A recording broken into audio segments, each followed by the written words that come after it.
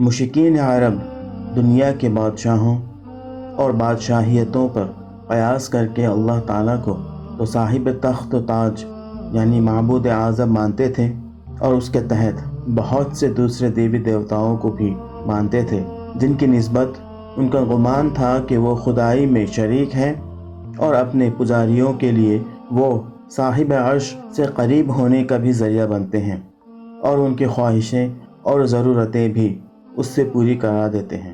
الحمدللہ رب العالمین والصلاة والسلام علی رسولہ الامین، اما بعد۔ رب اشرح لی صدری ویسر لی امری واحلل عقدۃ من لسانی یفقہوا قولی۔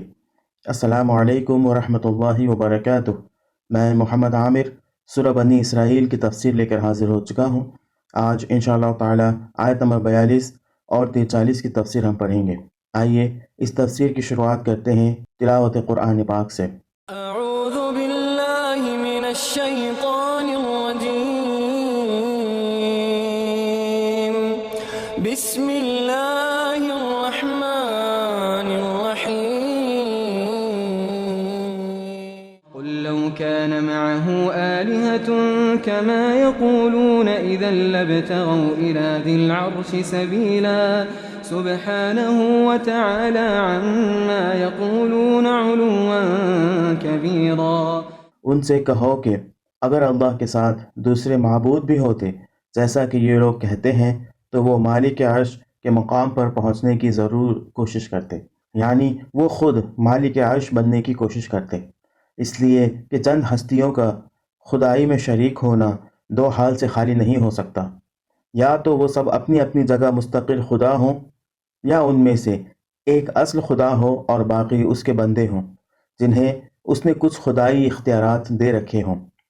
پہلی صورت میں یہ کسی طرح ممکن نہ تھا کہ یہ سب آزاد خود مختار خدا ہمیشہ ہر معاملے میں ایک دوسرے کے ارادے سے سہمت ہو کر اس پورے کائنات کے نظام کو اتنی مکمل ہم آہنگی، یکسانیت اور تناسب و توازن کے ساتھ چلا سکتے۔ ناگزیر تھا کہ ان کے منصوبوں اور ارادوں میں قدم قدم پر تصادم ہوتا، اور ہر ایک اپنی خدائی دوسرے خداؤں کی موافقت کے بغیر چلتی نہ دیکھ کر یہ کوشش کرتا کہ وہ تنہا ساری کائنات کا مالک بن جائے۔ رہی دوسری صورت تو بندے کا ظرف خدائی اختیارات دو درکنار خدائی کے ذرا سے وہم و شائبے تک کا تحمل نہیں کر سکتا۔ اگر کہیں کسی مخلوق کی طرف ذرا سی خدائی بھی منتقل کر دی جاتی تو وہ پھٹ پڑتا، چند لمحوں کے لیے بھی بندہ بن کر رہنے پر راضی نہ ہوتا اور فوراً ہی خداوند عالم بن جانے کی فکر شروع کر دیتا۔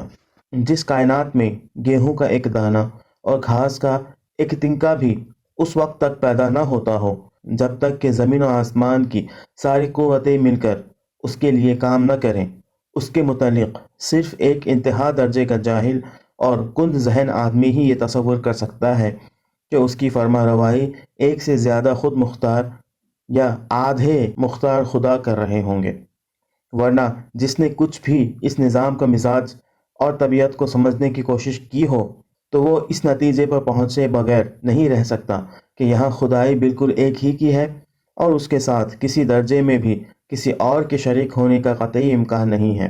دوسری آیت میں فرمایا، پاک ہے وہ اور بہت بالا اور برتر ہے ان باتوں سے جو یہ لوگ کہہ رہے ہیں۔ اس مختصر سے جملے میں حقیقت اللہ تعالیٰ نے دو مختلف تعبیروں سے ناروا نسبتوں سے اپنے دامن کبریائی کی پاکیزگی بیان کی ہے۔ سبحانہ کہہ کر کے اللہ نے بتایا کہ اللہ ان نقائص اور ناروا نسبتوں سے پاک ہے، وتعالی عما یقولون کہہ کر کے اللہ نے فرمایا کہ جو کچھ یہ کہتے ہیں وہ اس سے بالاتر ہے۔ یہ بات قابل توجہ ہے کہ عما یقولون جو کچھ وہ کہتے ہیں ایک وسیع معنی رکھتا ہے، اس میں ان کی تمام ناروا نسبتوں اور ان کے لوازم شامل ہیں۔ آج کے لیے اتنا ہی۔ اللہ رب العزت سے دعا ہے کہ اللہ تعالی ہمیں بھی ان آیتوں کو سمجھنے اور ان پر عمل کرنے کی توفیق عطا فرمائے، آمین۔ وآخر دعوانا ان الحمدللہ رب العالمین۔ السلام علیکم ورحمۃ اللہ وبرکاتہ۔